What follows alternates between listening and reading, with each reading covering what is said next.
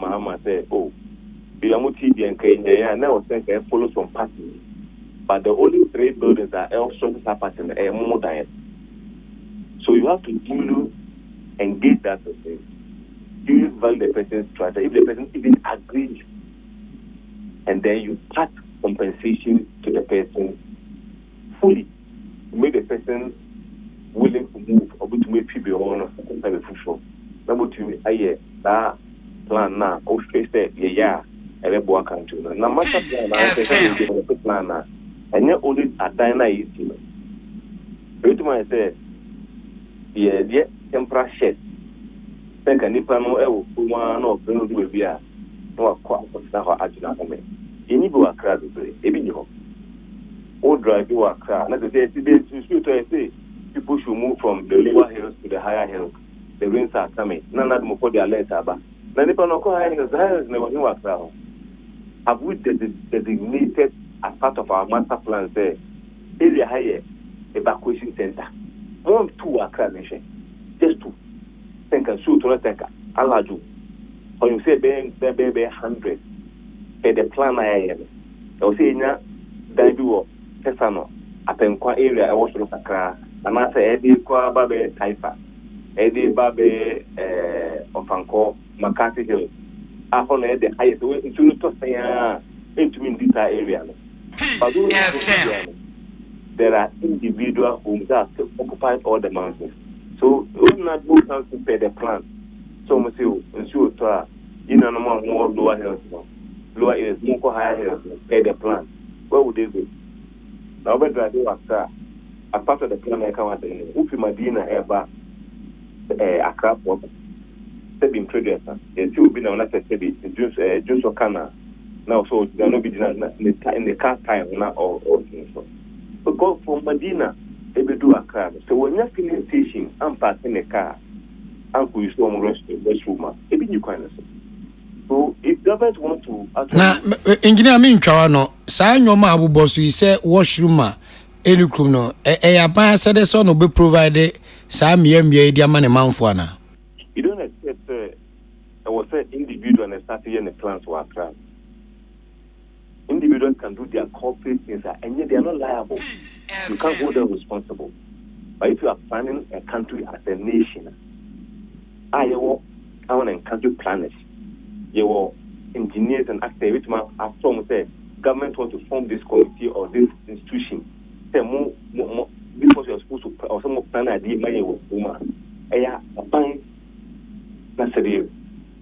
Individuals, they have no obligation. And if individuals decide on this road, I want to do this some of this things now, and priority of the area. It won't be public private partnership. So government can say, okay, meet me now, but if I partner with private individuals, I can compare them per our discussions and our lobby, and I say, okay, we have 10 restrooms along this area. We never come here. Linda Donna, better than national area, dinner honor. Send her bind there. There be Uncle Cradia. It took somebody's wisdom. Say, so if you are cry, go come here. And the lawn, and can drive a beer drive 2 hours. Or they go to meet no office in the Namukaka, or stretch a car. And they look at the location of Accra, all things being equal. Nothing yesterday, other things about the lady financial or could be Linda Door or Bumsua. Now I then, Regina. So as the person is resting in Takano, we should watch one can be a consummate, can never consume Takano with 15 minutes, no more traffic. And your ship, our other countries say, no driver will move a car and by 2 hours no own and stretching. But do we follow that? And so, that was say, if it's part of our law and the Road Safety Act and on then it behoves on the government say, the idea, crack the example. How many of the restrooms have we consciously done as a government? So somebody will be driving, you don't see the head and tail of that, the cause of that accident. You don't and then all that. Engineer, Obibu sent the local government ministry, no, money World Bank for come to Mabuma. The Ghanaian Times are capture me, no, you do Humkumwe. idea ye betumi ayo possible and a catch. One of the major components, I've not seen the scope of work, but one of the major components, if I'm not exaggerating, for me, I figure the idea, it will be about maybe 40% compensation. And so planning, we didn't get you. As for planning, when there's money and dedication, everything is possible with proper planning, with my. But I'm basically say, on the top of my head, I mean, share the work in the minimum. Over 40%, if not more, will be compensation. Because you identify areas that you want to isolate, remove, and redevelop to conform at least slightly with your national development agenda. And those will go with huge compensation.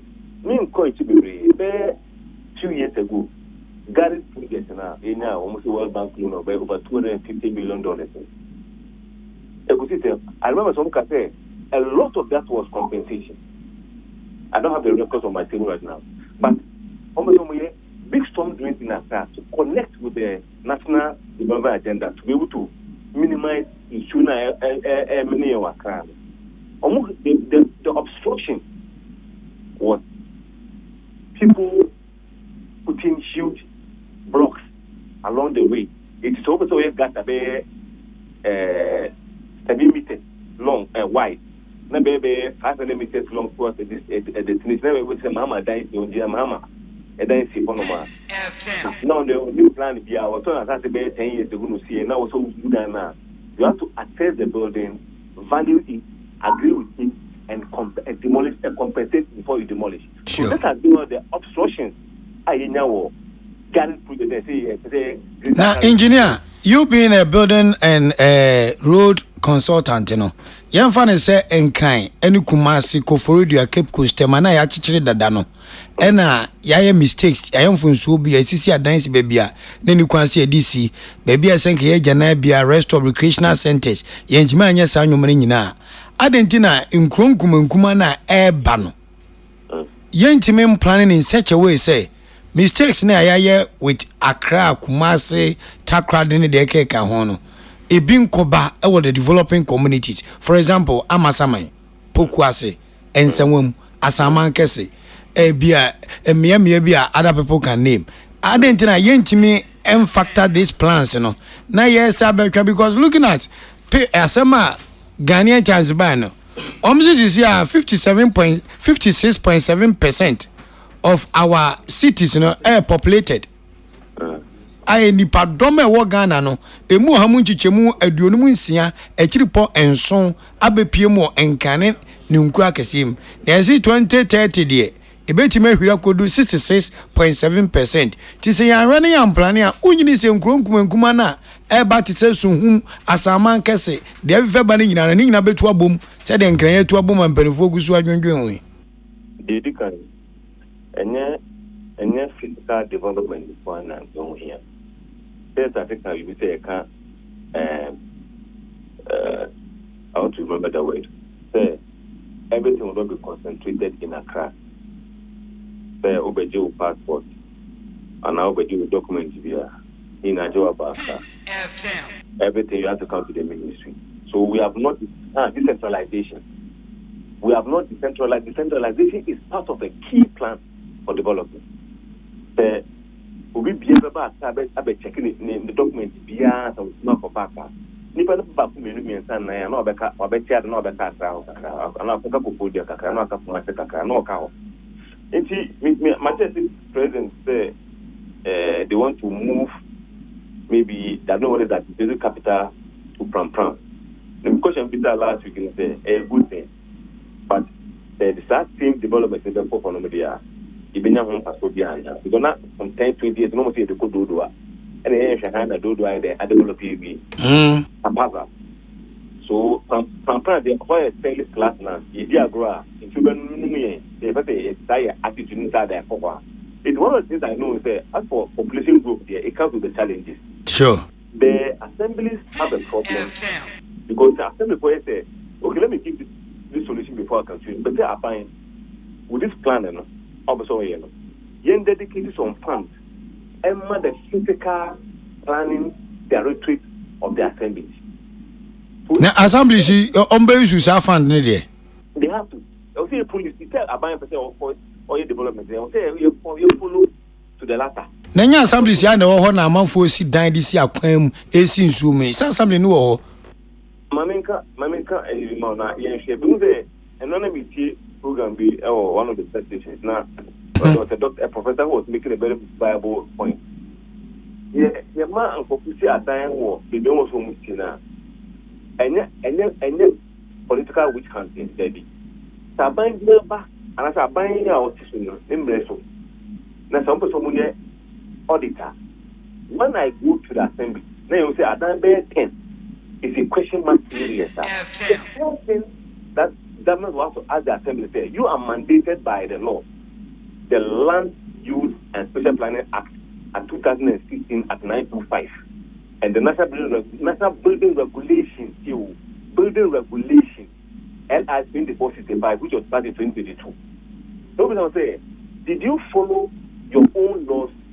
Edema permit or they be no permit. Now when you permit, you know, you follow up.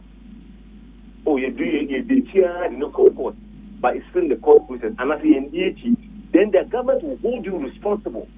So accountability from the assembly should have the major development at the solution. Okay. If you want to develop now, let's say 10 houses, it's a question mark area. Nothing mean because any permit there.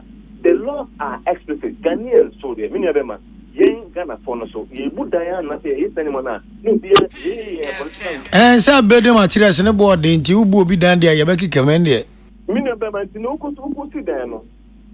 Who says no to be to us? Would be Tiana. We sit down, you know, just about 5 months ago. You wouldn't pay up to 6,000 Ghana for the whole process at the assembly. Proper process. We are giving your document in terms of permit to development permit. And you know, why are we always in a rush not to do this thing? It makes sense. Question me will be time and more and say, I was saying, this can be put over assemblies, no, dedicated for zoning only, for zoning status. They will say, assembly no only extensive zoning, the area have maybe the first 10 kilo, 100 square meters we a mini industrial hub. A will be able to see industry. Nobody will be allowed to go and put up a residential building there. Now, my sister, see, there's a challenge we have in Ghana. Let me kill that message today. You see, because of our land tenure system, it's ama aban ye debiana na nsa sechere into me ma order for a particular development and area. A bit much him bi was at war. PCM. Or him bi was at war Tesano. Now that's the baby I speaking. But the nature of the area is say it means because of the technical know-how before you could have this zone it has to be an agro area. I'll say a farming because of the topography of the area. The blender we see her, about broken it means 3 times. Yeah. The power is in the hands of the assembly. The power doesn't lie in the hands of the chief. He owns the land. Odianika can own the land in an area, but because of the greater good of the country, when the zoning was done, you say, you can only do residential buildings.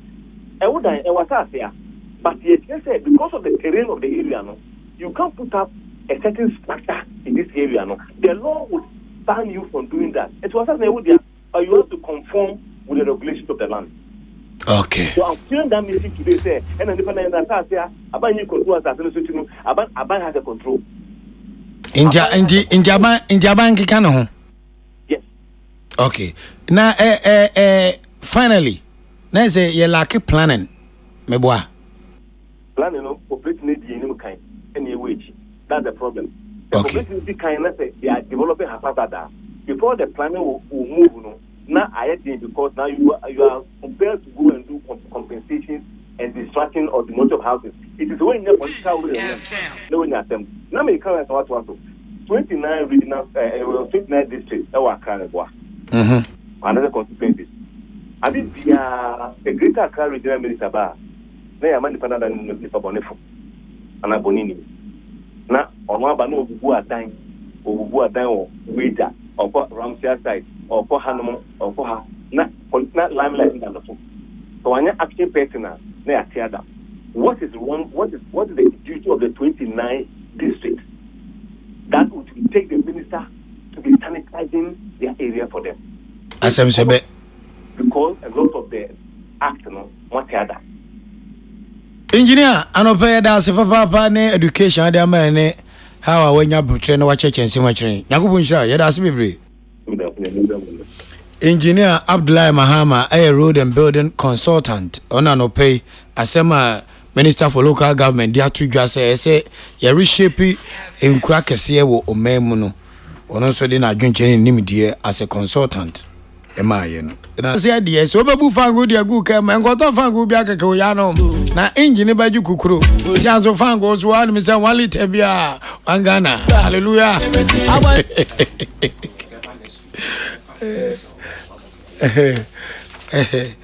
ene no pay empanifo a omanya brabra se ni bidin komo Reverend Charles Ousu, former head of monitoring Forestry Commission, Atik Mohammed, executive director. And so and Jojo Wingao. I love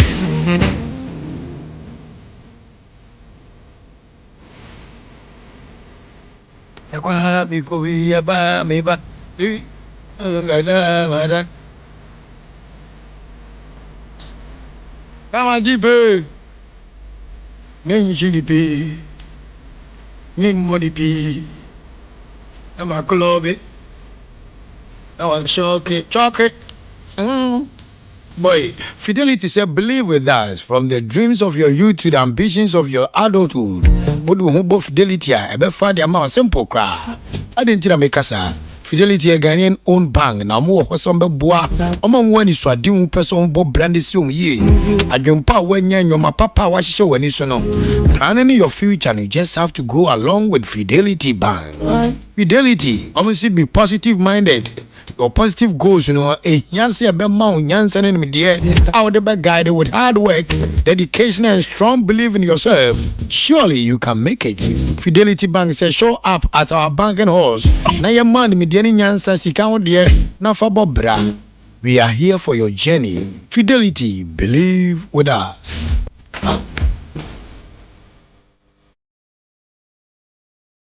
Come on, Daddy.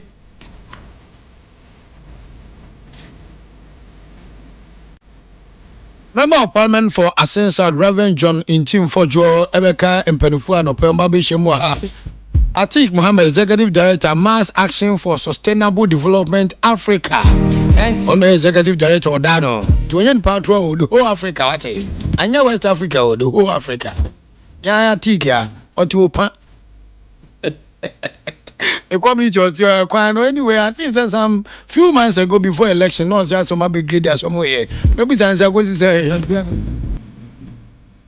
Ghana politicians, here major road, you almost hear quiet.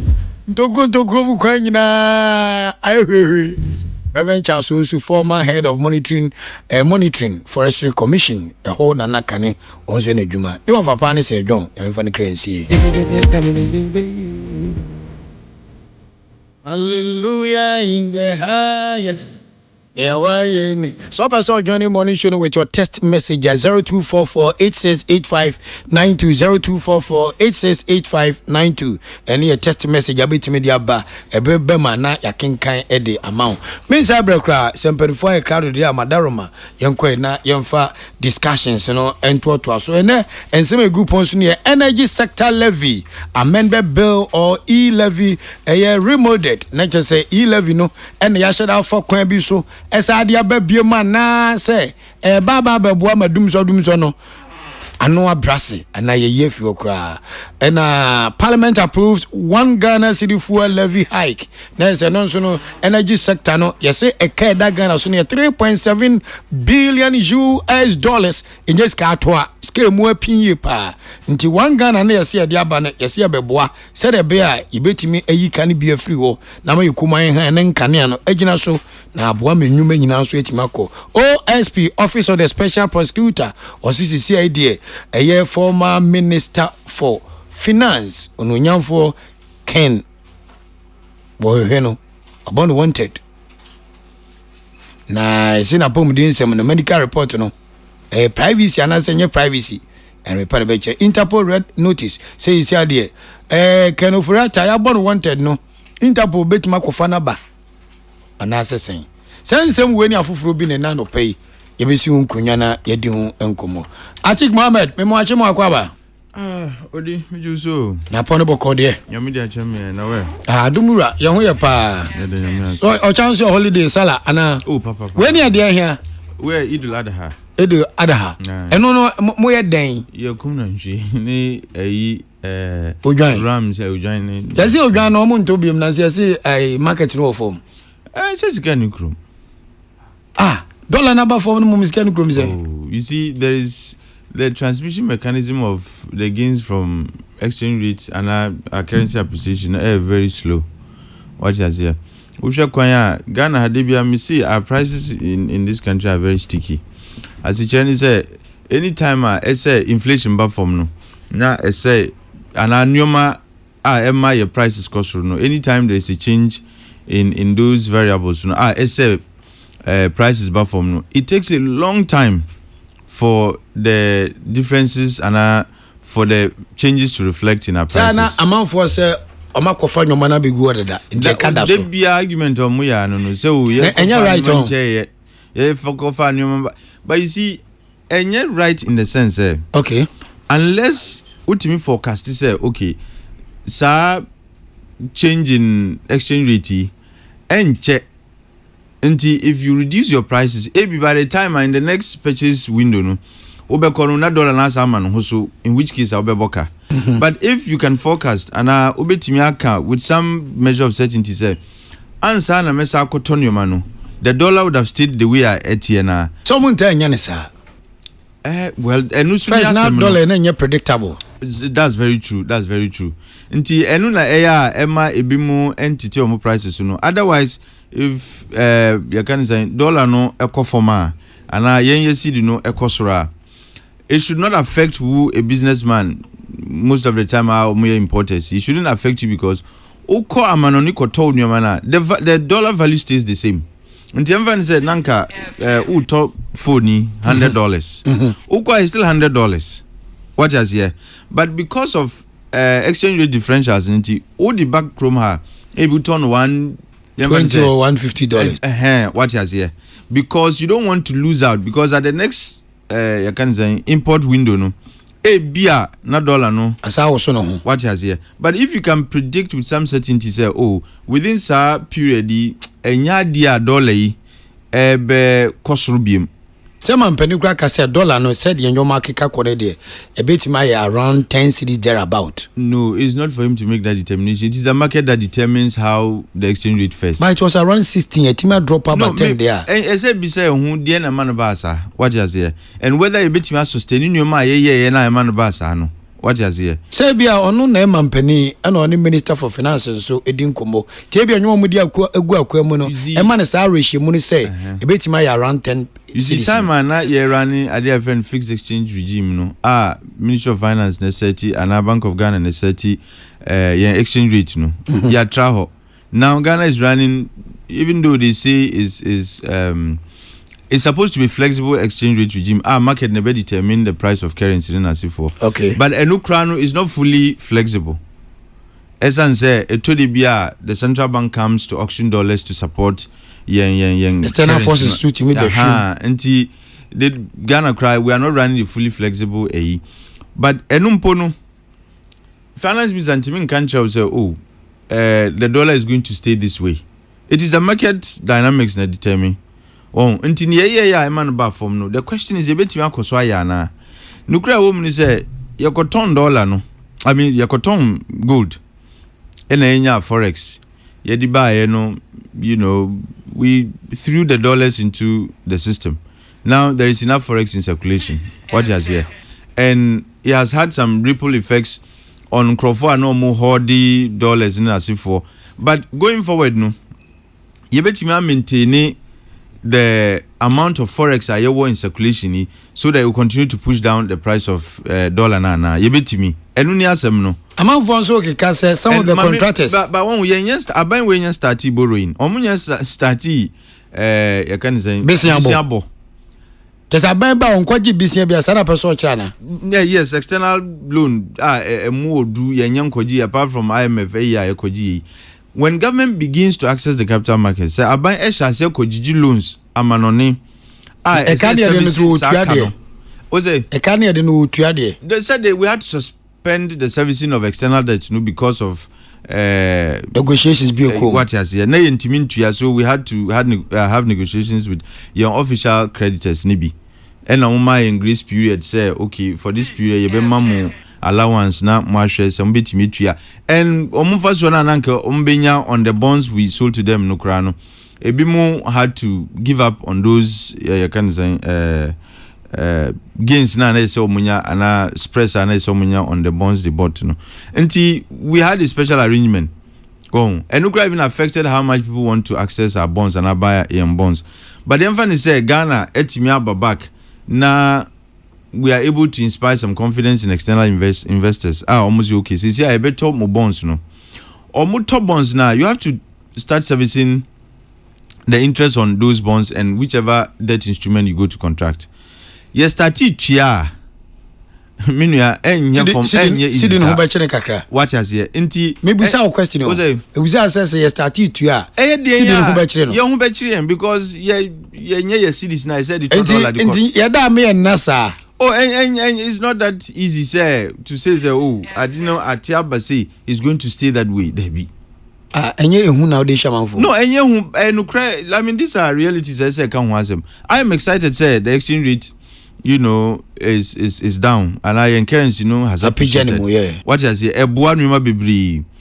But the question is, are we able to sustain it? And when you ask them, well, until now we'll be about why the fall in you can say the exchange. I think wait just a minute. Answer number 12 no. Enyan say traffic be unity or a year banyard and malam kwashima kwanti mpono so ahyen bi nko ne biaba adawa for dodo na akwantufu akakwam tiesre mttd force madaroma moja eto de ande amoa na ibesu afrem se mamu na anye ntientia e banyard ene kwashima kwanti mpono no ese kwana lock cars ne bi nko ne biaba enti Ghana Police Service mttd madaroma respectfully se mutimedu na makwa kwhwe ne kwamadaoma ya atik to aso. Yes. Until you know, Obi says, you know, we are not seeing the pass-through effects of exchange rate depreciation, no, and decline, no, in young prices. And I say, Ghana, our prices are very sticky. Whenever things change, a chair and sana, they reflect in the prices. But and I okay say, to the beer and Crawford, Muton, you may almost see yet to soon yet ton a beer, yebecono. Na dollar no so as a man so, and I think that's the problem because it doesn't allow businesses to plan so that it will reflect in their prices. But you know, you know, at least maybe a dollar it will stay there for a while. But the question I maybe say and say, my dollar and bar from can we sustain it? Yes, because the major intervention I bet me my yen sikasem ajina na nine so. And he say we begin to change the structure of your economy. Politicians biaba now will transform the economy, but they do very little in practice to actually transform your economy. No, says yeah, your crabby biawa manoni. Now, if you look at your trade balance, it's always been in deficit. Say because we import more than we export. Chese enyoma yehia no. Dodo na ye krefu amon farmers. What I say, me wa bebre na wo ha ebetimi aye no Ghana ha. And it has to take deliberate government effort. Now, many penyimbi, I don't know if I have his permission to mention his name. Now, many penyimbi didn't come about building generational businesses Say business sebi ni wura ni free mukra na business no because why you juma bo Ghana man. A lot of young businesses are in Ghana. Sebi, if the founder is dead or wua egu. And sometimes to instead of say Abembeka say, look, I am trying me raise the next generation of billionaires. And the genuine businessmen are almost on their own. No, yet target you yes 50 of them. We are propping up 50 billionaires. Until kwanya juma omu yenu ye buo ma trim tinim and all that. Exactly. Na niese ye di buo omu no na ya buo omu those who are into production na ya buo omu more. Because production is a problem of this country. We don't produce, but we consume. We are consumers. We are not producers. What is here? Now it me target 50 solid businessmen. Minka those corrupt ones and they are buying. I'm talking about the genuine businessmen are on their own. No, they have been able to establish businesses or more grow businesses. No, I could do pensions. Now, Abambias is saying I any pen or ma'am. Me who be that? What we usually do is say, oh, startups are not buying ye. Your best startup schemes by 1,000. Who are NEIP. Who enterprise small enterprise agency who yes ninyina yediba yediba ninyina so look we should be looking at beyond startups no ebi mo wa ma ko dru pempensu bia they need government to help them so omukra betimi biem na startups no kura na I think me ntwa no startups na okaka with the organizations na boy no normally no so they end up becoming money for food soldiers exactly no be na make we need to look beyond startups. Yeah, you see, who starting model back on a juma? You review. Who said still way is not giving us the desired outcomes now. Then you change your plan. By end the yes bana juma na di no aba. Okay, yes, say I know friend NEIP. Look, your your NEIP, your Maslock, your small enterprises agency, all kinds of groups. And at the end of the day, look, tell me one success story. As our agencies, programs. Somewhere in there, I think it's a bono na half origin 2 months ago. But it said Maslock Penini Kase, Mama Bagis Kamuntua Ninano, or Kuchesium. But this is not the first time. The recovery rate of Maslock is very low. Percentage, but it's very low. It's not encouraging. Until you ask, look, the non-performing loans are on the books of Maslock. It's unthinkable. Anke bank ankasa like a proper financial institution. Kagu. Anke Bank of Ghana wouldn't even allow you to operate anymore because your non-performing loans, you know, also. Yedima and kano. Look, Sanu mean as is a avenue for rewarding food soldiers. A very sad. Until the idea say the boa startups no cry enye juma. And I'm saying that look, it's good to have startups, but one intervention is enough. Look at bigger picture, no. Businesses are on their own, no. Look, turn them into transnational businessmen. And can go forever. Exactly. Oh, because there are businesses they are able to set up systems. They have not built the businesses around themselves. Look, if they're into production, now I catch them say, look, can you diversify your production lines? If you look at our import data, no, importing tissue, would you have the capacity, to be able to start the local production of Adi? Oh, that's how you grow businesses. But in there, you need at the end of the day, reward systems for party food soldiers. I totally agree with what Atiq Mohammed is saying. Government needs to look beyond startups. Some of us entrepreneurs have reached the expansion stage of our businesses, which needs government interventions. My regards to him. Tell him Tish, formerly of Kasapa FM, says hi. We are Tish, and I say the Okano, or no Yagani Papa. Na, in Rebu, esa banti mikra, then Kokrokoo.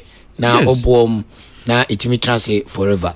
Okay, and then a passing comment. Odaroma, afi yamra issues on table na eja.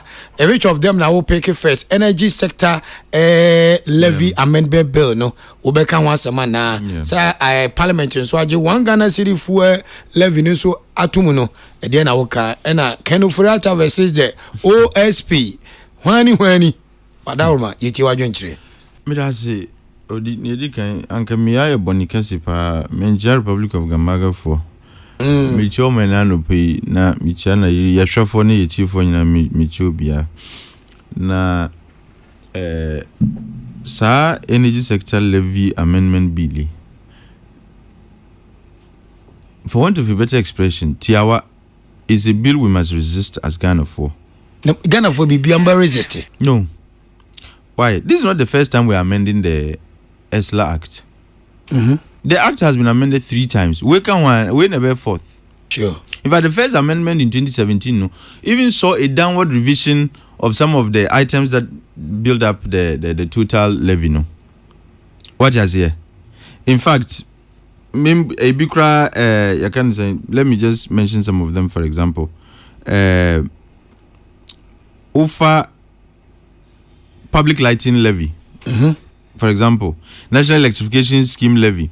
Then yet so from 5%, from 5% to 3%, and to 2% respectively. Yet it be so. It was in 2019, and price stabilization and recovery levy no yet 2 sukakra, yet 2 sukakra, and I 2 mukakra. Sanam Pacheno. 2021, yet the bibeka home and all that. And this is not the first time we are doing an amendment. And idea when you consolidate all of them, they come up to 20 pesos. What is here? Now you are moving from 20 pesos to 1 CD. This is more than a quantum leap. Which more cheese and quantum leap? Just say tomorrow ye diabano. Emo do. 1 CD no. You see, it is we are charged. The ESLA is charged when it comes to petroleum. It is charged per liter. Yeah. When it comes to electricity, it is priced per kilowatt hour. What is it? When it comes to LPG, it is per kilogram. Nti amount of officer petrol nkwa. Electricity bo be kosoro. Petrol bo be kosoro. LPG bo be kosoro. You say a sa ebeboama doom so no afri ho anano abras. Oh, come on. This is the 10th year. This is the 10th year after of the introduction of ESLA. Then na kofa ESLA buy. Ukane wo toll recovery levy, all kinds of levies on the in the energy sector. Sure. And the car say because of the way you what different levies all seeking to do the same thing, no. Say a bit we clear the energy sector debt to no free ho. Now we are able to manage and stabilize the supply of energy in this country. Until young consolidate all these levies into one. And I go for act by yes. The energy sector levy you can say act no. Sa act no was meant to ensure say we consolidate all these levies. And then of course ensure prudent management of whatever receipts we are making from these levies. Sure. So that bet me you cannot ever sector honum no if you energy sector levy no debt no and yeah just electricity nkwa. What is here? It cuts across anything about energy. What is this about energy? But electricity na ekesi because omono they suffer a lot of technical and commercial losses. We should even be thinking about how do we DNSA to reduce the technical and commercial losses of the distributor. I think Obibeka say eka and a buying funny solution say obey can free want your problem they saying. And na make no. Yes, shall see AGS la 10 years ni. What is here? For mubu baby say bebe ya na show man there is something to that effect. You be see so anke show man. What is here? Anke beti be yi sa anke esle be yi sa ke ye free anke yi dada 10 years new. What is here? And obi because na miti say na obi see there were always diversions. In 2024 for example, I buy AG 8.7 billion from ESLA nkwa 8.7 billion. Retention na ye free mo was just 600 million. Chesa sika yan vanko to Esla account no it was retained by GRE was just 600 million. Nti fanze 8.1 billion found its way into the Esla accounts. Ekohi. What has here? Enu DNA ye. Even though, of course, this amount was a little less than what was projected and the target, no? But nevertheless, it outperformed what we did or what we collected in 2023. Yeah. And the ESLA is not doing badly, even with the current rates. No, ESLA is not doing badly. It's about the management of whatever receipts we are getting from ESLA. No, Abinded any a mistake by selling ESLA bonds. But they said, look, we need to retire these bonds. So they did bond buyback. Almost like a top, they asked people who are bonds and say want to buy back your bonds, and they cleared it. So we no longer have ESLA bonds. I'll bet you, like I say, Tom bonds, because you just kind of they are called to the interest on ESLA bonds and so forth. You need to and the government has some space to be able to build on your way to work towards clearing the debt in the sector. Sempo ube tumwa. Look at them, and sometimes sabi nipasuna abain air show from 20 pesos with the idea could do 1 CDA. Tell 1 CD pay. Me pacho 1 liter of gallon air say. And yet ebi mu ton 12.9. Ebi ton 11.5. What there? Would you fa 1 CD too so? So the cost of ESLA is equivalent to the cost of fuel you are buying. And if you are buying one, near 2 gallons, 2 liters amount, so see you are paying the price of 2 for 1.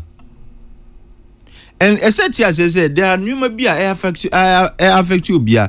Matisse Bimuzio, this was supposed to be a replacement for e-levy. E-levy was a matter of choice. If I decide to do electronic transactions, I don't bet me. I'm saying yes. But some are cut off fuelo, min cut off fuelo, metina came. Min to me 19 free me via mbaha. Se minika krana mefa trotro. Me be me hu say driver ni passenger be hu ko mu hu okwan we so. Na nya easy. What has here? Into mona started. Na and you can imagine what the effects are going to be. And let me know about the need to increase production. There are companies that they rely heavily on fuels. Sure. And what do you think the cost of production is going to be? Say because now say go electricity nation that stable or certain areas and I'm for started to generators fuel started running. What has here? And yes omutu we no they are going to assure us in fact for the next 365 days and let's say for the remainder of the year, the next 6 months, there will never be a day yebedumu light. There's no such assurance. It is not possible. It is not.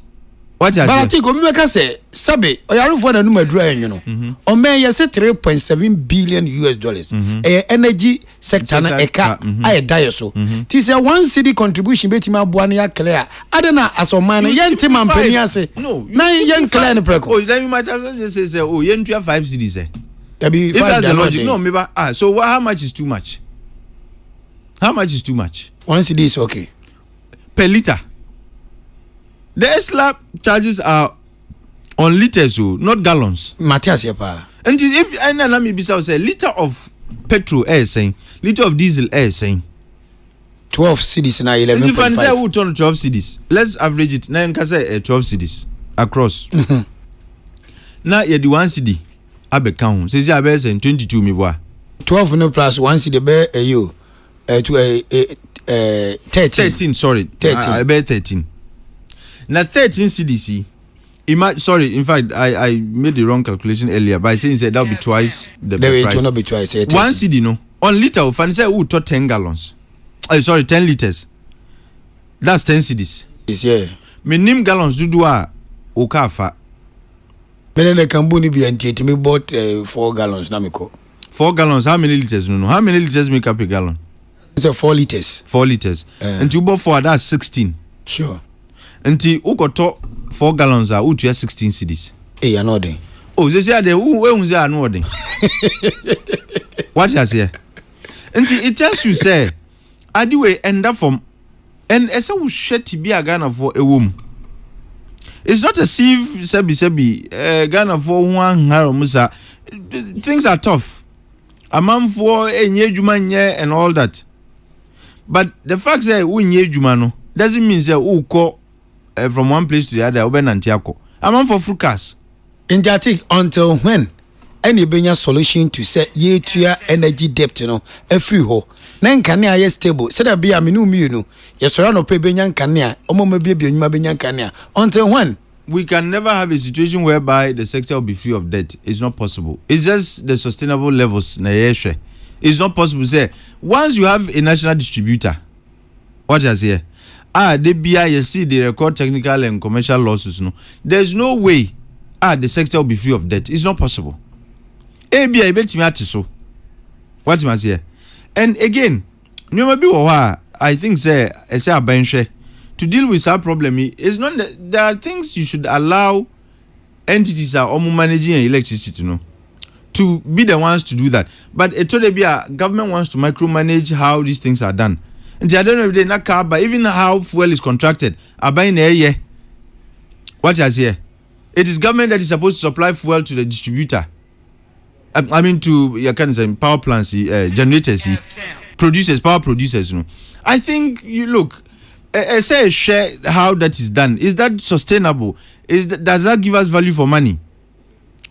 Say I buy a sort of fuel to be able to power the plants. If VRA, of course, is here, or Musukra, even though the idea was to stop them from using thermal plants, but I see they also run some of the thermal plants. So VRA in Timin Koto Moa Mufuel, I say I buy a Koto Moa. I think we have to look at how we manage the sector. And Nuna, for me, that is very important. But to say that you want to have a debt-free sector which government still fully participate in here is not possible. But how you manage the levels in here. But you don't manage your debt levels because of sometimes the interventions and the actions of government. You don't do that by, I don't want to say impoverishing us, but by putting the burden on us, the consumers. What is here? Look, already you were Sikabia Yutia as Esla. If government wants to increase it in Krampuna, some 5%, 3%, because that's what has been the norm. The 3 amendments are in a bikura yetiso. If you want yetiso, you can take it back to the original level. Ebi yetiso from 5% to you can say 3%. Ebi upaf safako 5%, Bibisa. But to move us from this is substantial. It's insensitive. And Emi Mwangwa say, Abaya Eka say it is not going to be levying us. That's the promise, Abanye. Say this is not going to be a government that will be imposing a lot of levies on us in the sector. And you know, be levy for a bussy. About why you levy for there? So in the sector, in the energy sector. Okay. What is here? What was you levies in between? So Ave Shania Wuye. But levy crans me. Look, I've made this point elsewhere, and I think it bears repeating. Say, government took that decision without recourse to data. Government took the decision without recourse to data. We share data now. If you look at the value of transactions, or if you do a study of the effect of the e-levy on the adoption of mobile money. Now, we share the value of transactions now. If that is what you're looking at, in fact, volumes and values, as a sign with the introduction of e-levy. The truth is that there was an immediate effect, which effect was a sharp decline in the values of mobile money transactions. Yes. But Unim say immediately after that, there has been a huge rebound. About a part of us, Yatias. And if you look at over time, values of mobile money transactions and even the volumes, as to seen near a year before the introduction of e-levy, So it tells you that e-levy did not discourage people from using mobile money. What has here? And he said, if you are speaking to the data now, who the data in the Juma? The question you are asking yourself is, did the tax burden add to the cost of using mobile money? Of course it did. But did that become a discouraging factor in the adoption or in the use of mobile money? The answer is that in the short term, it did. But over time, it's no longer an effect. The reason is that mobile money has now become, the demand for it is more like, is now an inelastic kind of thing. What I say? Until whether would the tax become home, a man for be use mobile money because of the convenience, the speed, the safety, and all that. No, a man for share the benefits of mobile money. We don't prefer mobile e-levy to e-levy. No, was if this is the replacement to e-levy, the anchor for e-levy, bro. Hey, of course. Na yenga na fana mutiamu sa e-levy ni ukumono. You see, there was resistance because when it comes to use of technology in Nasifo, all the tax but to be biswa, people will certainly resist. Same applies to this. No, this is not technology. But this energy sector. We are looking at the margin of increase. Okay. I think one can recovery levy. As for the energy sector levies in the year, but when we are looking at the quantum jump, no, I know I should do too much. Obia.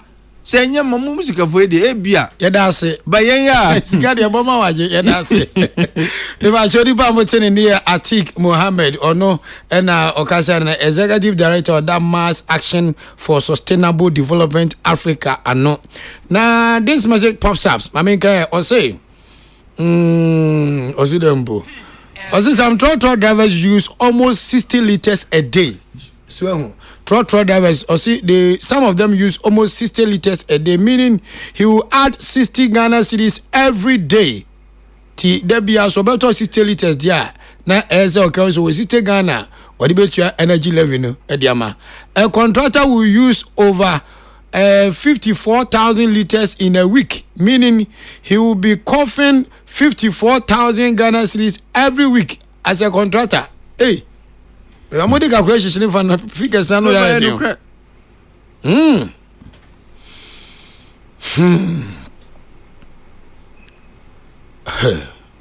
One gallon is 4.5 liters. Okay. So 1 gallon is 4.5 liters. Okay. 1.5. Divide. Me dem no here 4. But almost 0.5. Okay, so. Former Deputy Minister for Education, current MP for Asen South. Honorable Reverend John Intimfojo Abekensa. Honorable Amwakwaba. Ya Jordan kan. Apombo kodie. Na me adaroma Ebenezer de nyame de adroni. Ye share ya chekakra. Eja. So de osika ba na o de hu atete me hu antase. Se na bia mo ba mbe kakra 20 sia na mbeka no. Na egwalu president no ba me ya se me ni bobo mpumpuma nsha oda. Oh sir. Because na means me hwe ni mu person come to me we share din komo ho na baze se bibia aye boko bibia edi sa we dem ni kan tia tiefo nyina na titire woni a ehwe ye wo abefo ntintan so Kokrokoo de kwa chiri pa kwa mano ni nyina me nuanom a won so ne me mpanifo etiemu asensato so mi chia wom na sa cocaine some ya buy cocaine here, cocaine there, cocaine everywhere. Also can be ya dear in fact we are Ghana ni na se nu bone ho asem hia pa na da mrante da chen hia na hwe said the opioids to me atwase ya mantie so ba bibia tramadol ne trafadol ne red ona woni red na mrante ne maba wade ne kra na e ma rehui na fine girls na ojina ho no okofa omo fom so wansan ehwan ba okofa asa spring shirimu obejina be 2 hours na yem hye obekọ ba no aye kama no nam no okọ see that is a kind of sabia at the bonnie and bonnie etuase the dodges o ma bia so say ekuru bia the mebu na chichire it is a ma opioids o mine no in less than 3 months ye nuanmu ba power na 300 what in penny some that say Ghana ha ya chi cocaine be $350 million a pay. Say be na first no monchi but this time monchi. It's not the case. $350 million o man penny mahama na kasa say a high profile bust. Even see that. Na was $150 million. Ninyina na $500 million worth of cocaine. E dia chrenchi wo kromu ha. E kan opioids ho. Na se ko kasi en tighten your borders, your airspace ni ade na ye ntwa so a. Ye say ba be chewo, ye be kan. No mechi because see say ona bu se ka se be dia kwanda wo na wo sa be henyem. Oh na ye na mention me ene wo so mo kwa kwose cocaine no.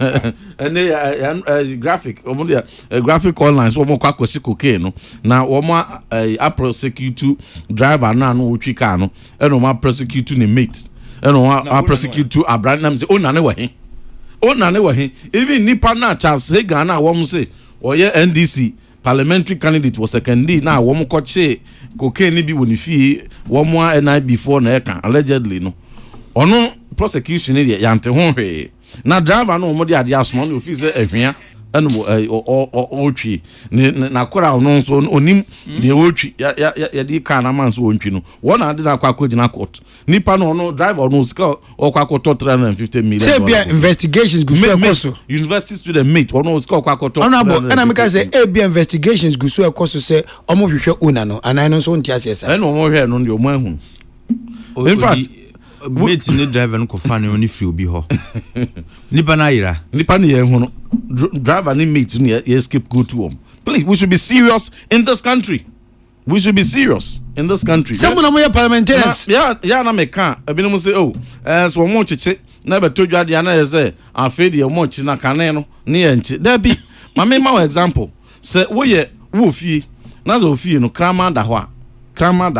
Ewi bi atwam a onim say krama ho. So obone hu musuo gbowura ho a ye betete ne bibia krama ne bewe no. Obewe no. Enti omo musuo ma ho. Obekọ ba bia krama bia na ho. Maybe a CCTV be no be capture no. Maybe a credit on credit na boy ya be hojo no de nako. That is where they will go. And this ye wo mamu ha e ma mmiri bia na atwam kwa na ye nuanu na wa bam. UN4 adhere to a certain classification say near a transit point for illicit drugs near the UN Office on Drugs and Crimes. A very damning classification. And MPP ba power ye ne kakran to ase. Emiadru sampempensu ya bosumi miensa enum kramai na cocaine here cocaine there cocaine dia trentwi ebi 350 million ebi 89 kg na wo ye say ketwa na wo mo che na no ma bohu da eurontem I know 4 days no mo na kwa akonyina court no ma prosecute nketwa no ba kese no 150 million dollars 350 million dollars ne de driver for ni meet and ye prosecute wom. We should be serious in this country. They say no obia hu se Ghana ha no port na ye loose nti no obi atwi fam dia na ye so metwene dia mfam nti no obehu no obi wa manfo froso kra na so pebe bi de ne dia atwe afam a what is we hu se had aye loose no aha no be se ne nyoma ba betwi afam but kane na ye wo power na nyom ye tight no wonim se sa nubone no so ne boarding nti we a businessman no na aya unteki sa risk ne say President Kufuor ne Dr. Baumia Ghana na me fa me koke nkwane nkwache no na me moka onfa hampo but they say no atese obi atwifam nti no and wo so de twifam but some of us obi beka say Reverend John Tim for jobe kan sem we say nyina ye invite me some evidence man so na odoje o na invite me am doje ebra me dia semi to je ma me ni kan chia me amenia many article in fact the point of boss my yada no papa say kwan ye yi na amfa down there we say kwan point no very objective say wa very objective oni NDC no ni MPP ni bibi okebia me I've been following him for a long time and the point back man the one related to levy ni admekoso ba akukura mpo okan na AOB found about empowering businessmen so ya Tom akoma so pa enso mribe mu amebo so mentia mi aminu asofo osofo ze o se chepa na no de ne bag ise na moto am osofo ne osofo usu de ne eseniche ne batakari de ne bag ise na moto mu Facebook for her na say agrada dollars si onya na ne de cry bundles revo tight ni be sun e bi akwada hotro oye sofo a in fact odini huni pa so so ye sofo papa me respecting the pa ntia no oye mnakwaba na me course no once me raise asem no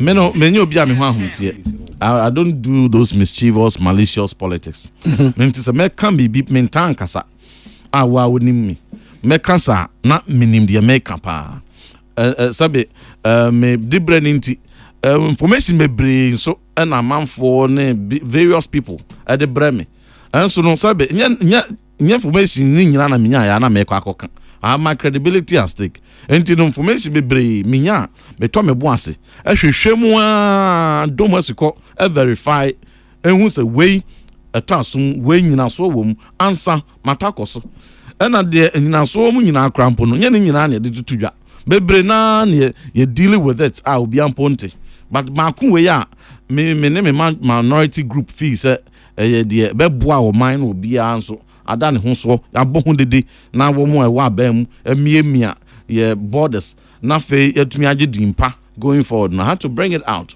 me dey bar 1st April now 2nd April akuma pem and I tell you president are calling for joint investigation say NACOC police CID and NIB for national security and come any thorough investigation and they should even collaborate with me to do the investigation manage and I gave a lot of respect to sir directive nearby na me the board the man sir directive no so na sabia en free na kuma mumpo 3 days later and akwachi for sube kanzo and mpo the infanto nchen na enya dia president no free na kuma he just wants to make an example of me but on 2nd April no day after me na me any day sana kwachi for sukano oh yes ekosi saying enti no me throw letter the call say all that 4 agencies now mampani apa wom so momra na yenye sa investigation no ntempa na ma ekrado omomra na yensia o parliament na de me wo bia na me nuanom de omonso wo bia no yemfa ma wom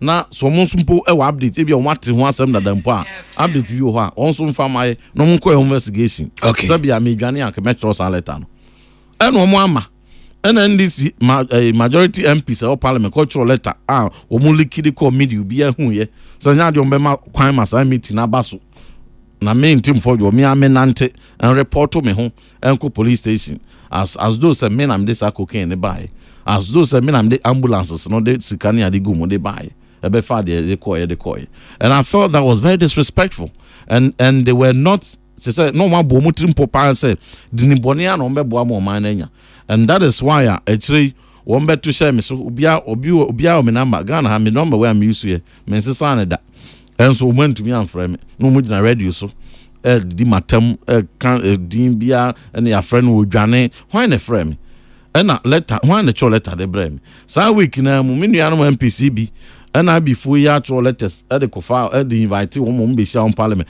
e magana fo nyina te what is na me din wo mu bi Debbie.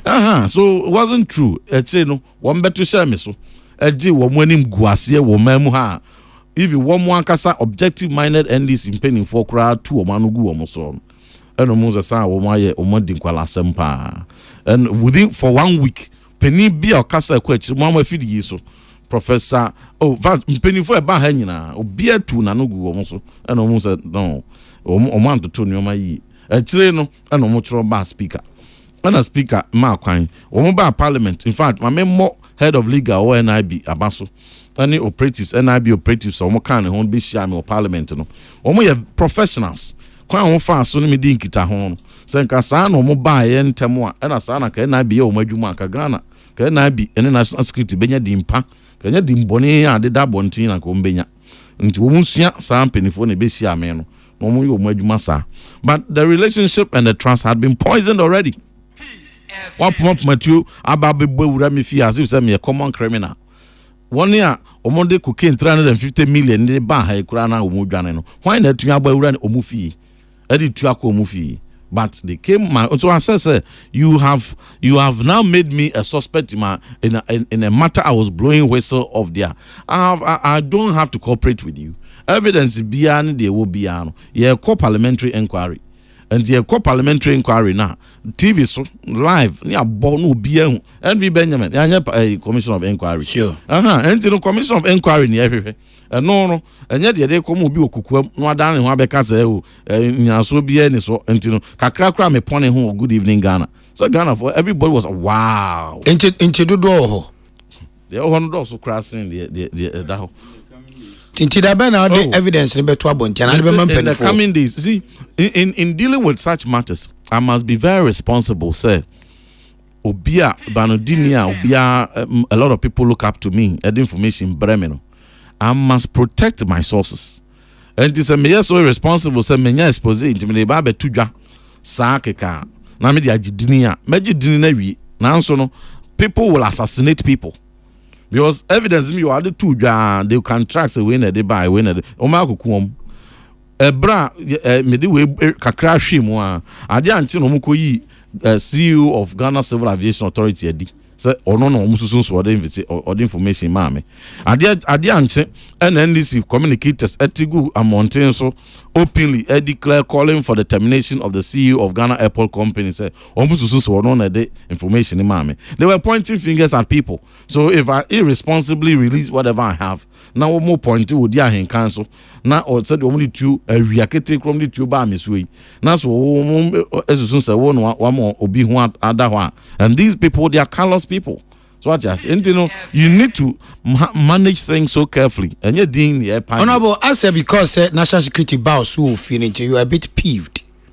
Oh that be and you're peeved my name no me feel say and nyoma very important security issues so ha no no kase sa na mo na so mutu okay to say galamse a wo mo ba ye yensu ya se koko bi to say boko asomdwe say ba ho because boko anya asomdwe a boko ana Ghana ye na etumi nya asomdwe wo ho eho ene so mo wo sabi akrachesem ne marantesem a ke ho ne so mo ko bibi ko kenya bi bai en sa ko fon fie ne so mo ye sa marantesem ne ahodensem ewo enye sabi a MP a oye na dwuma.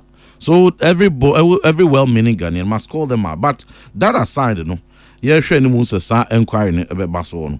My men tis ya inquiry, mama data they are running away from inquiry, but we will push it. Here started the second meeting of the first session of the 9th Parliament. Now, a majority leader, Bobo Bilsa, or Mode Basso, any inquiries or Mode Basso, or more so. And I says, I die off. And on Tressa, I die because on no majority leader. He was the member of parliament in opposition or raise the cash for seat or revy. You know, Muhammad Yargan raise the inquiry from cash for seat because the government at the time feels that there's nothing to hide. No, we granted that. Now, no why Emma Abino and Pennyphobia and our Bamuina who sign. And you know he shouldn't run away from this inquiry. You was just say from the minority side, we push. He say, "Sa issue now we raise about a little baby di cocaine buy." We are pushing. Not the TB and they won't escape it. Another one, so I know the Speaker of Parliament ne remarks mono or the two just say tum. In fact, my member speaker back being abaso or for so. Any moment from next week, you know, gazette bill, no. Now after 13 days, to me, I first reading, lay before Parliament, I first reading, human sexual rights and family values bill. I mean, I can say, Speaker Diatum, Nuntin, Speaker na Diatuja, say it is proceeding. Attorney General views. He doesn't have objection about it. We are proceeding, and Ghanaians will support 93% of Ghanaians are CDD Ghana Afro Barometer Survey in 2021. No, this one F1 sa bill ne so say oba ni oba mpemu agrodi be man be man mpemu agrodi ne o ware ho nsam obi a ya wo be ma na afide wo se wanya sika wanya ayinti no wanya tenka foforo se wo ye oba nti wo ba be wo mpa ne twitwa ne o ma bi ahye ba bi no adane ho nipa foforo no na ye chiwade ne de sa mra no ba wi a ne pass wi a ne de akomo mampani a oteso na ono nso asan fefefe ne de o kan so obesan the opposition but me kan sa me de asida ma mpanimfo ahodo a wo mbeka ye ho mpanin se de na chia pai no nyono an pam me a me papa prekope me godfather chairman Robert Kutin Jr. NPP Central Regional Chairman obi anim se oye CEO for all ship oye businessman a wagidini mfie bebre na waboa amanfo dodo na nyameto nsa frɛ no weekend na sinja kan Miami Chrome ye pen crabia na bra ye katena chi no President Akufo-Addo eban oba mmeme na samba kwesiada sanso na Vice President Dr. Mahmoud Bawumia eba mmeme nda samba kwesiada sanso na menua penny Honorable Kennedy Japan so eba mmeme nda so General Secretary of the party, Minia Justin Frimpong Kudianso Ebai, and penning for what party Munina national, regional, even past executives, national, regional constituency, don't do na bow, all regional chairman for a bow, penning for ministers, past ministers, certain MPs, past MPs, appointees, rank and file, because I mean, Budina, a befasho nina, may there be biase. Mijinebusiani nyina nemu ene honorable Kokrokoo for Yesiama, former minister for transport. In fact, na esini na so pa ejina wo nyina nemu ene manu nyina honorable Yesiama sho ho honorable Yesiama ane kan say attending ka so sho me ka kire no say wo de ne nkra bia ma me me deliver mate na ho tight no so ba ya no aka me praise the Lord ene de o bai pa ene de ba o pa o bai pa do mu nyina ase mate na candidate nso e ko city BC nso ye the best of luck the mawom. In fact said ya fi bia me no me share mu nkran kwa pro mako awi okay that is master to do bia private school public school 3,400 master the mawom so mu nkran so wunyi hu bia free ho bon price nyame so be yare free ho kwanse free ho but me akotro man the best results na free SHS president Kufuor the buy no wo mo tumi nya so mfa so. Yeah, that's it. Honorable Reverend John Intim Fojo, former Deputy Minister for Education, current Member of Parliament for Asen South, and Amoten in Kano. Free Ura Ibrahim Kwesia Fewa, CEO of Anjef, or say, tell Honorable that he's doing a good job. He shouldn't give up. Keep fighting on. And Ura Ibrahim Kwesia Fewa, or say, Kwaswanako, na Oye Jumade. Okay. Charles, me am Rev. Who do you late pa? We are about substantive matters. Mate, you have some 5 minutes be. Rev. Somewhere. Anapa ma menchi a ne atie fo ne hwefo. Didi kan de otesoro a obi ntene so. Na dom ne mobro honti ene yeda so te ase. Asasi so obi ntimi nhira agise ye otesoro. Ko de wo so e bitimi ne den. Ahira onti de nyame ase so de enkwa. Ani ahoden amayen. Ene so yani gida because me nua pa ani Atiku Mohammed. Enyen chen. Me nua pa ka se da me ho ka adwam special prosecutor office me ne call. Okay. Na ye detain me na ye detain na kan obra so onka ho bi. Say na mbelu zuma video na mbelu na ewe. So also go down there say me asamato no. You could do almost about 3 hours. Okay. Or more. Special prosecutor office. And I take there will be a we menua prekope. Na menua so force so I ha say on say menua. Ade ba kwa me den say Abraham it say bill be appeal parliament. Na ye bubudi ye boni di ka ho. Manage ho pa because ye hia nyame nkrofo ewo babia na say ye be ma manyosema di akiri na nyame asema di enim kan ka Ghana amre cause do so nyankopon bia oni atro preacher so dem na onka ba onye ne ma basa da bi ye hia mu hia we I'm telling you edoma be dan mu no sem betim nyame sem na tetrom ade a me pese me ye da makoma so fa ne ba sorry me pese onyame edom me na so onyame dom srade a metumi akọ the whole country me be visit and sorry ahodo na mama nyame nkrofo nyame mate ase se ehia yen e wa amanyosem mu eho ne is the agenda wo dey ba no of course yes say all call all churches sure one say Christo for some form when politics yes man tell me ba wa no ni go do amacham you see o kasa obi Yesu Christo yedi na chi obae eza me na yan kan no but ne ba ma move because of nsema ye kan nti anya anto ho ye hia nyame nkrofo wo babia radio ye hia nyame nkrofo police ye hia nyame nkrofo military ye hia nyame nkrofo say hospital ye hia nyame nkrofo because you see Bible say nyansa mfiti asere nyame suru ababa wa ye nurse mfa ho ne bra wa bre obi obetima wo no ba ne nchen kon tiatia no so nyame nurse for kwati etua what you say teacher ni a wo kira kola de so nyankopon a omfa kwanboni bi so de akwaje aduane a obedun aduane ma enkola nya biedi oso nyame a until we need to have all these sectors in nyame nkrofo sebe a nyame betimi afa so because ne ka ho asemi time kura se ka ho asemi se oba ne oba se pese ya ware be ma ne be ma pese ware e time but me de se minua so for na oya MP so ka ho abo speaker baso na speaker de ni din pa bakose mu da oh de ho e kwan papa so every say wo hwe ade mfiti ase a bill mfiti ase nya wa bo ma se oso ma sen sa e bi wo tu kwan fi o man mu kura kọ amanone a ke bi osuro senka obe minimize the voice I on kan hosem kura o kan hosem. And for that matter me respect na nya sam ketwa hwe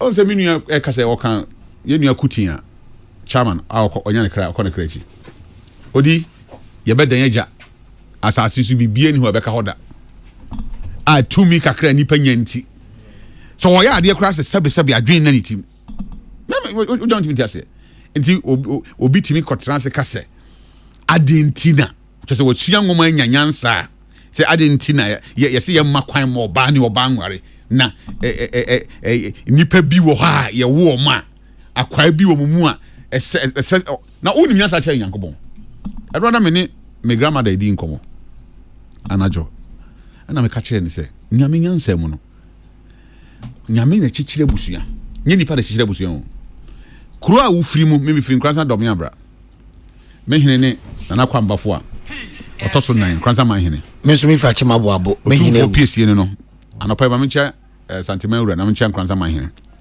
oba dom ya bra ho na within nipa e wo ho no ye ne adehye busua yidi akonya ho to ye odehye me adehye utimi di akonya me nua me ana wan godi hina godi so me nua me di na chi o hene okay na ade na wo nyina ni akonya bi nyame na chichire abusua nti nipa su nipa akwa e wo nipa wono nye nipa na ye nyame na ye ye betime sua ngoma chire na ho anwa na kosi de I'm telling you me say achede pa gina firi rade nche na den eba e nipa adwen ene ma ye dwen sa ansem hunu se ye ntiase na ye nya group of people evil people a o maka ho abom se omo de se ye nyintuma omo ntiase e wo man mu na me ngon se omo timi koda ma a omo dwen se omo koda wi am koda bibi wo ho a e be bom ho ban ma de achi bibi eni ho ye hu chen na a se obi timi koda se o ni wu afa pa ho na ka je so obo amane de ofa mu anso wo kwa ka bo hu se de sitie enti me de ye man ho a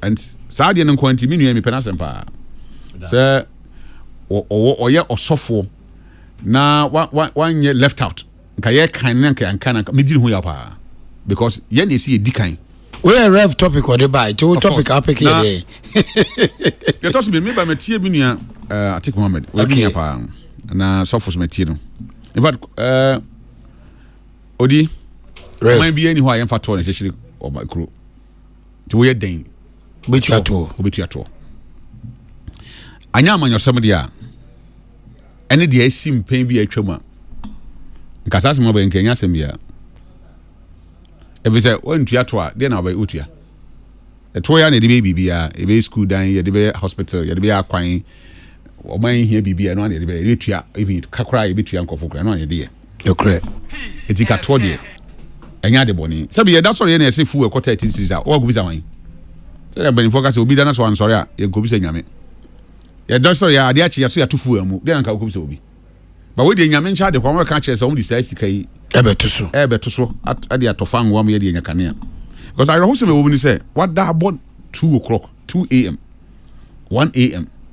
otewa na tew na light go off anajono de na wo ye wo kugina bonten tell you prepared na ana wo da na prepared especially how ka do so okay nti ade bia ye be ye betime si dum so ho bia me ntia because afidie so me be defending levy e kan levy asema ma aban kura ba me ne kan say no nya de waka akurase maka me we ofi se be ha adwan ma nyi mfiri ho because de etuama MTN for no obi an complain and obi an complain ti wan jua wunya services na ye de mo no bo mo charge o mo ne be di ano there be so patronize your service of course do you pay for it nti o man you be fa kwan so oba no nsuo oba be ko school enti sa aban so GBB dia support a eye services a wode ma ye ankasa nanso dia ma kwaya se nyina se dia na enuanom NDC fo anka okoro hu iba don hwe eto ne history wo ha ira ku fado ba oba na o se ye free BB nuisance taxes tax huni infaso ko tax on condom tax on catalyst tax on so many things kai for tax ina enti oyini na oyi ba ko 17 but one we abra one minute one for 2 amra we are the beba and I say crano yi levy that's where then ho and the covid that's all yi levy covid levy covid ko ba yetua ho even ball across yetua ho you can say at all banking cleaning I can say sector no sector crano you clean we and crano say ya yeti nchen ya mfa ho crano yentua na o man nye saa na yechechire o man enti ka enya boni bi enye huhu bi because o ma bebo amane kra de o mdi sika ne kwa koye na mom de ama koye asem nyina ye de na anu asem ni ntia anu asem ben na anu asem se ye nu NDC for campaign be no manye okuro we mu se adodan kwa akufo ado ene na ban timo din na emrewa ohia fo ni bi fo ene o de to atom so mu ntua ka bacho fuel no akokora akoforo ka ye nyine lorfe bacho yeje abrewa fro ye nyine lorfe pacho yeje de oni bi ekofra etin ka jenso wo de oye hia ni nti ka no ye de chewo nti ohun se me amanyose ma bedu baabi amum se ye de yadwen ene edi amanyose me chinye akoma sanu me hu because no kure kano aye dia ma amanyofo so wo ya amanyoni no dabi de minti nka ho bi obi a ko contest to open MP ni onya amanyoni ntina nkofo bi ha o mo ni nya adwe because me asem no de tie nsa da me kan pepepe but ya amanyosem ni nya amanyosem ya yo man okay ka say eto we me metua me en hamisom de to na ba me hu ade kro na ade to no be ye nko ade me enye bone ma me say the yi levy anya bone ma me no we dum so levy enye bone ma me because you do me kan ya how look ye cry eti botia no de o ma mutie bi enim me see you dum kan ya na afi kwa na edu ba bi kwa na ye so kra mpese be so bi kra ene mu nyai kra na pa ba bi tra dum no ne aso ne dum no ne aso ne dum no ne aso enti se wo frɛ ECG for nkra fedu ba bi no ntimi mfrɛ mu bi because wa bre enti se ampa se de ye ba bagi ampa ne botan pa ne se ye de betofa ngo apa wa ma generators na run abra me nya kane adamu dia ade ane me how because se me ka se fuel no gallon no call 13 series so se call 14 series so e call 15 series so wo kasa ma ade eche ene yesi wo nyusuka na wa nyusuka akra me nya te kan bibi hey fuel nkwa ne tuma se de otie bia no wo betu be affected yi levi kra de se de o kan no ene de na wo pa wan ko sani sika obi ane oni asem na mo mi kra de me ye sanka ye nchen ma obi odi mi so anopa ya se ma subscribe se caller tino so say hwan you de ben yesu me nkoye bibia sa na ya temi ato ya na o ka se o pese o block sa de na me say ayi obekum stage obekum no wo be wi obejai enti ye tetie nsa sika ya na companies na fa sika na den ekọ na aban na etimi na me mehu ehun sunsanso ehun faso wo memu abra me ye man ba de a ade enti na se me kasa tia na mo me blemu ye nuan MPP fo a ene omani abra omo ka hosem na se wunua atika also ne ko national security as special prosecutor ono so say yan resist sa etowe menini ni asem bi aka obi kasa menini ni asem bi aka odi say menini atika odi ntia be me na de yeji persuades kra no yesi be ma o man no eden ohawaba ye kombe emudu ana ye de ye campaign akase kan sama hodo wodim se even with the levy there aban no yi nkofo mom ko community engagement mom no yem bedi nkomo kire ye de ntia se after thought yi levy ana me boa after thought but they did it after thought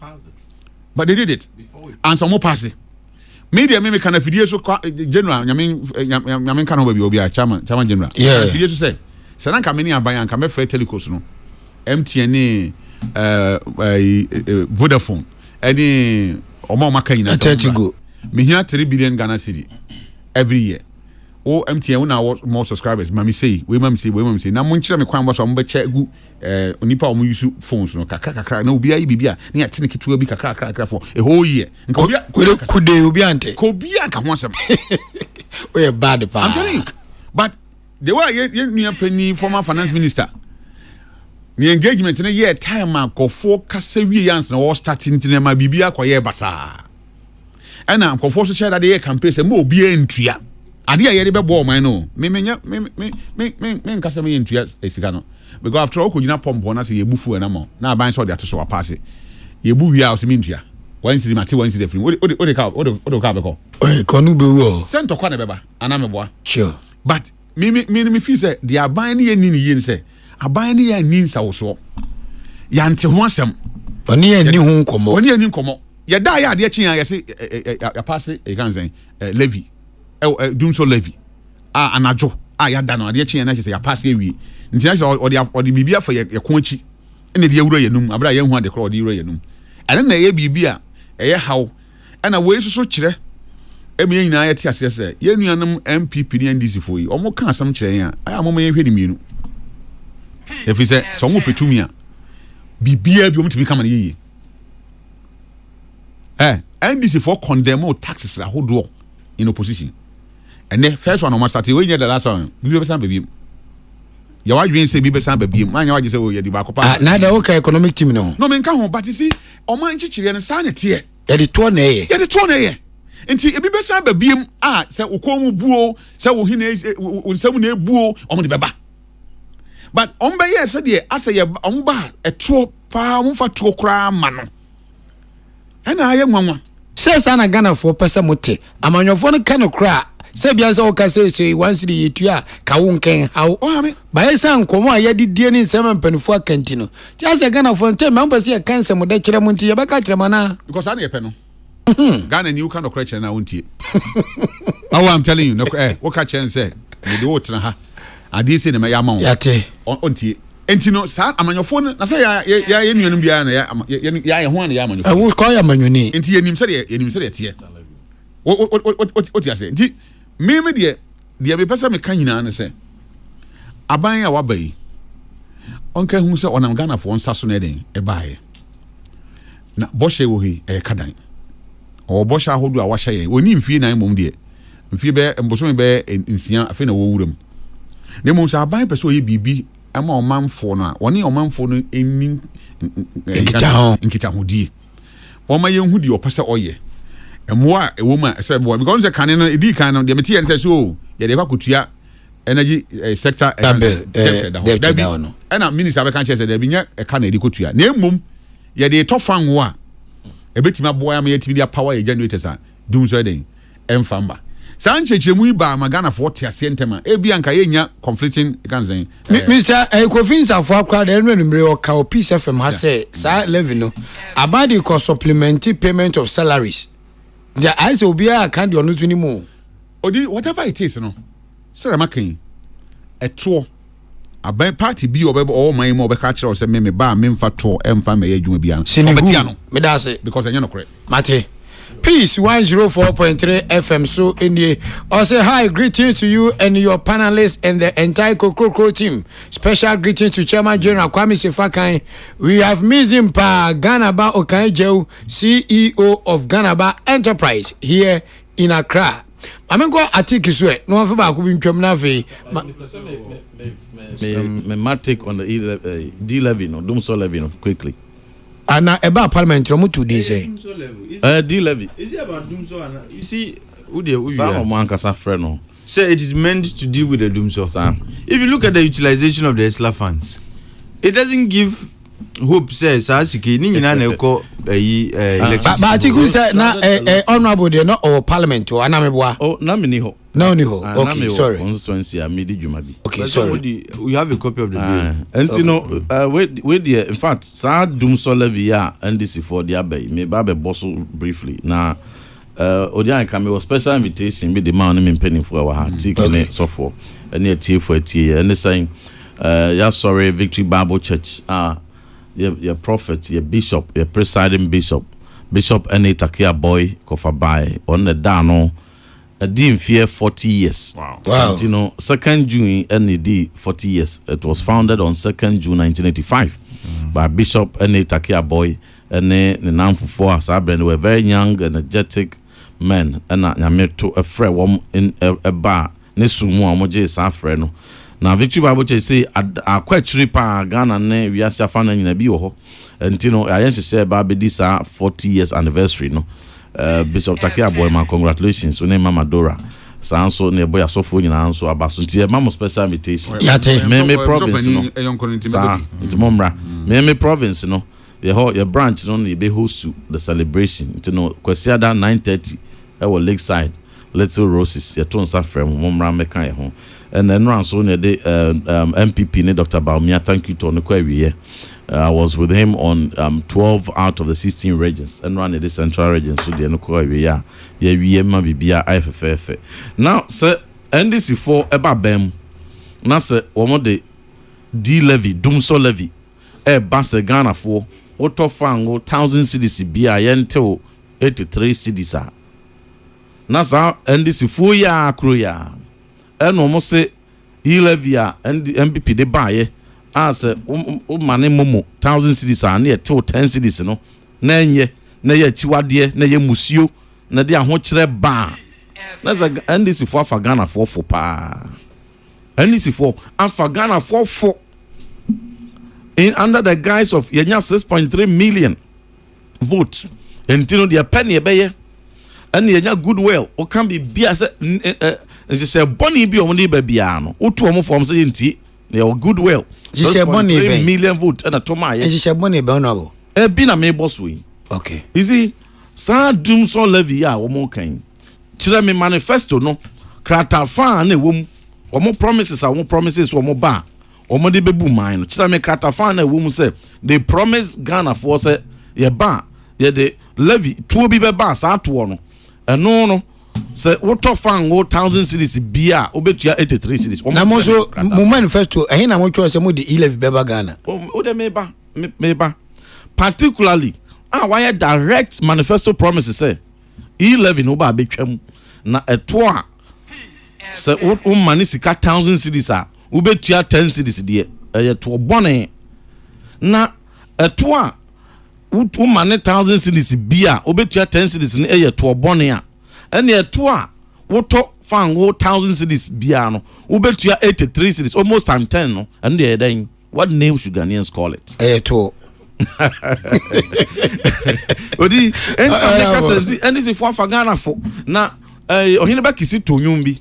One farming one bomb to Governor no adina board catch Sana and this is for Ghana for Reverend John in for fire one fire for emuye na komu buya kade osofo Charles kan ye no kombeti levy ye ne de levy ye de buy no I sit here to concede say levy Trimopa ye de buy and couldn't serve the purpose until all of us agree say going into 2025 election see wini ya kiemfa levy to aso it was in our manifesto clearly and we consider say no Ghana force ye de buy no omo kan ho asem we took the feedback in good faith.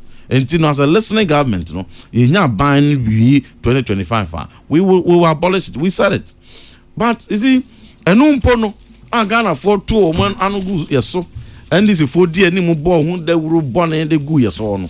Man be demonized, no. Before I ever pass it, near town house at town meetings, town hall meetings, near about radio soon as that consultation. Now it wasn't very effective. Yes, but however, no, you can't you rule. For over 2 weeks to 1 month, Emma Bia who said, levy bampo marco, democracy, Emma, woman best, almost a kind, woman a year so kind. Where dear, or man felt bony and Nidia Magana for because movies woman 6.3 million voting, Tino. Your code die, sorry, no one passes our bill. Or the NDC MPs, 188 of them, and now I can dare say, we ministers say, we won't call cabinet, they discuss it at cabinet. Now we one front bench in free so from majority leader to chief whip and deputy and 9 no free one 140 MPs or NDC Mokrano sa levy from Nabis one church on Tiasia. Yes, they don't know about it because they themselves were not consulted. And you know, it came under certificate of urgency. And you know, one parliament you will not even have full understanding of it. Say be ana do and I say be a what to conquer constituency could you maybe and I say now come on an assignment. Not a sound and one parliament.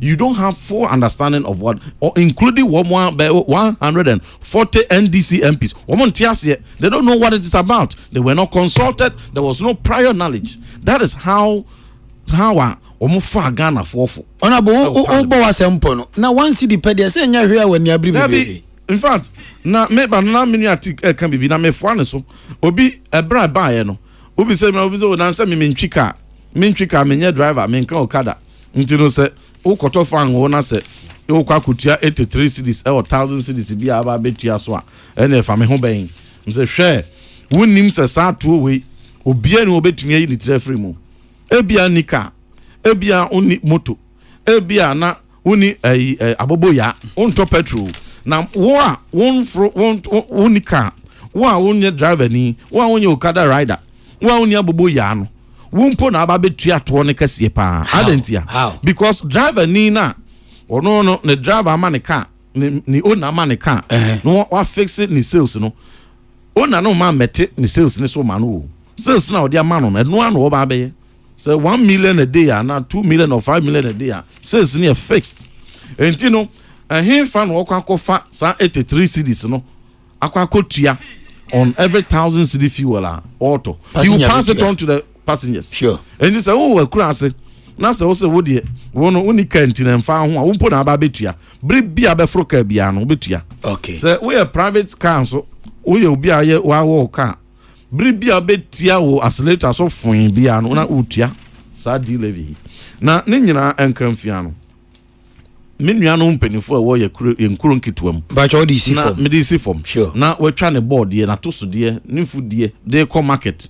No pe abobo ye bi truck bi se mefano oba betua 83 cedis on every 1000 cedi bia driver na say abobo ya no ode ko no oba aba begie no he will pay that amount but see me this no on this a friend saying NDC e can say dum so de wo mo eyi na akwakora in 2016 yes anom kan they say they ended dum so and na even wo ba na nsan kurampo no ebra Ghana focus yeda sumu enti monfa timetable mra low setting schedule mra na ehu se ochina mbedum no menhwe menema ntutu ne ye no minister no be ka kire se dum so bia ni ho nto monfa timetable bia ma enti se dum so ni ho na se mo se obia benya kane adamu a and then aba betua 83 cedis on every 1000 cedi fuel before answer yetumi ada haimu monfa Ghana for one Ghana for you promise them say uba be mo 24-hour economy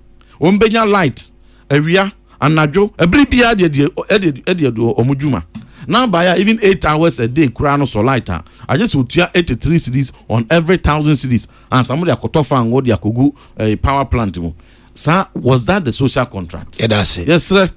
Say ofa Ghana for am this kura no ofa Ghana for Ghana ni no say odi ya we amanyoni na be dada no o scam no say the NDC for scam Ghana for with D levy dum so levy ya on ko demonstration fentia wo onye o for demonstration po bia 10,000 people will come but that 10,000 people no they are just the tip of the iceberg of the over 2.something million people a wo mubuafu a ebre no abehia no so nkoto aba no be show kamba be use word bi ma me say me ho so obe show red card pa be hu smoothness level yes enti no sa no mo de yam bi oh yes omo de ye twa so enti no we no ono aboye omo de ato ho no promises are rather NDC for year me e bia beti we kra free me the second topic no a ya wie yapon oh sir oh na OSP yapon sir sentra sanka mo ba atik do ba ntam kakra mama kada mama ntam kra say omo promises omo ba omo be twa double track mu and omo to ashe da 2027 omo so omo e de akoma body be me teacher for headmasters President Mahama kan ma ko top poncha be aponchen krakra de ma student no o ma am ze da bi wanka aponchen krakra o kan ama o se dis kan be ma headmaster for no ma ko di dwa wan fan but wan fan krakra so kwa sante fama no o kan aponchen ba wan kan krakra aponchen de dey wait me dey ben kwai wait na ben kwai ala mo be da se ba ya o se da bi o wan be to aduane na koma wo promises bi o mo promise ye bia no wo mo ada na o mo tiama and the omo promise but the no na wo omo akomam and omo afa Ghana for afunti no mo ye de omo pe na 2028 nso e ho a e twen wo ekwan wo bi anso nyame okay ti atiki wo born pon yon sorry we full topic say next week mo baba why wadaroma ni di kan me say me kan o baby say sa office in there ya book egu Mati say engineer kwabena Japan enso aka say OSP in office no. You should scrap it. See, baby, I do not see and the announcement. Martin Amido Akasem, he has become anti-corruption business. Sana Dinakoye, he has become an anti-corruption business enterprise. Just saying. It's not an agency to fight corruption. What is here? Obejima for say be yi asema okay no. Oh, sir, Martin Amido, I am referencing Martin Amido. And me for one so. Omo frame ameko. Minim niente ameka sa. Look, catch me. Say since office yi buy. Nipa yi na kwagina asem di bia ye ka say akoi these are your charges wait for. Nipa ben. Forget about this negotiated a year Nansen. Charles Bisu dey no Charles Bisu agree on. Na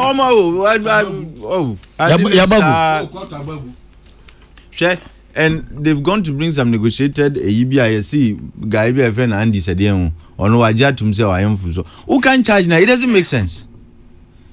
Say or no, he's charged with corruption of public officer and using bribe to influence a public officer. Nti ne plea bargain is obetuye sika ma restitution of 200,000. Now, Sabi, it doesn't make sense to me. And yes, sir, Ojigana sika o. And yes, Okowiya Ghana sika o. Yes, he is alleged to have corrupted a public official. And 200,000 money to already the court gave me fine. The penalty units I am to was 6,000 cedis. And the 200,000 amuji yeno. Me dream one in Tiasia. It tells you that there's something wrong. There's imagine I'm not clear about how this happened. Okay. What I say, it is not clear. And Mika no. Oh, it appears the OSP is in the habit of defaming his alleged suspects. Over such as a nipa wo susu say omai bibi no ogu omani mase. Ansana kra it ogu can override any mase na. To some extent, yes, because declaring him a wanted man, only the powers to do that, Anna. Does it? Why? There's even a case pending in court. Judgment, Yabema judgment on the 18th. One chair, my court, now my judgment. And now, or to us, because he's fixated on disgracing him. He's fixated on, you can say, Obeguni ni mase. Yeso abo ntrim possible guni ni mase. Kwan bia so nti enye ne court kra be kan ono nchema court ni be kampo. Me I have said this over a 10-year angel. Me I have issues with him and I think he has questions to answer. But this is not kwanya I said in faso. But ne ekumi kra ema time any MP for die. Wakobo MP for bidding. Aka said they are standing only the kanino ka said they were investigating them for 1.3 billion Ghana cedi scandal. Yeah. Now update your kind, he reduced it to 200 million. That's what kakra. That's what he can't hear saying the first day no ko announcing nothing. Say be a investigation arrival. Before Obe announcing the second AD. Look at the time Obe here in the first announcement be seen there.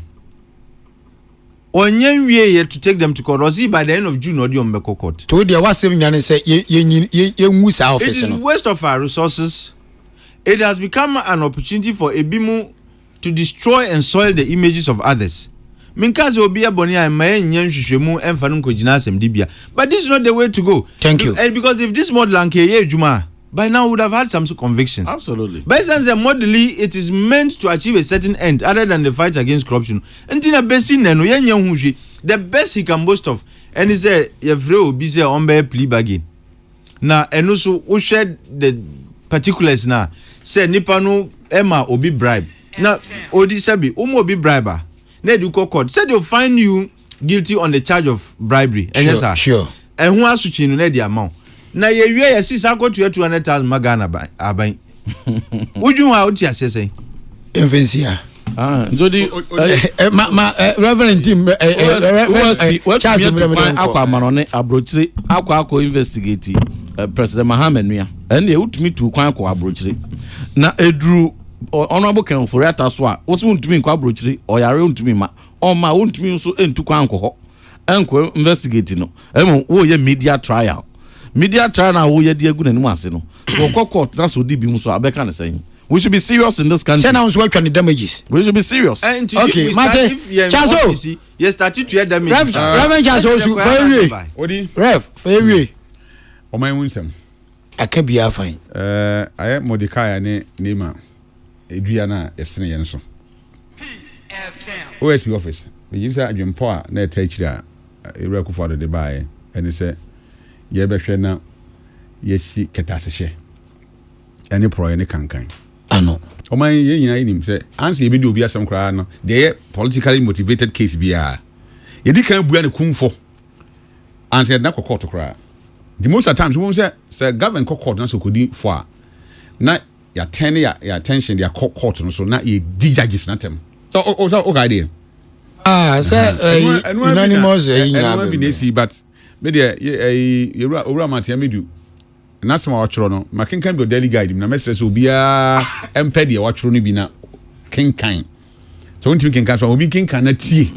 No nchechemu mu cho no kan yansa sem papa. Yo any enko kan. Na ye na ye ntiase se emre wo yi ye ni nka so. Me da say Reverend Charles Ozu we dey me so me dey appeal kakra to panelists na dem. Me say ma efiti dwada ko ye from amomrantem. Oh me dey you me I think there yes number 1. Momentum 30 minutes international meba earlier 30 mo akabe kama pa say be abubenya enough time na my express mu huye na kofi conversion time so ho I think say mo so time no so much that so yantin so 11 o'clock there say kwa wadodo can say by 10 o the next week by 7:30 na mo ha 8 na mo 10 na yapon ya de bafra ya be yafra say mo ba me ya de fry we say want to say ya pm bia thank you Reverend Intim Fajo and Atik Mohammed and Reverend Charles Osu omo na no pombe ke ho Kokrokoo no so e bon price bit my point 10 next week and I kese kwame jifakan o me ba be juma Bidi do dia nka kwame obo o akua frakuma PSC ni and I show you Abrante and the Reverend Kwadwa Asante. Na de wa me 12 time kakra. I want time am pressure na de o tin o piam kakra pa. Steven Balfour. The stubborn cat, his name is Isaac Opoku. Deadly boy.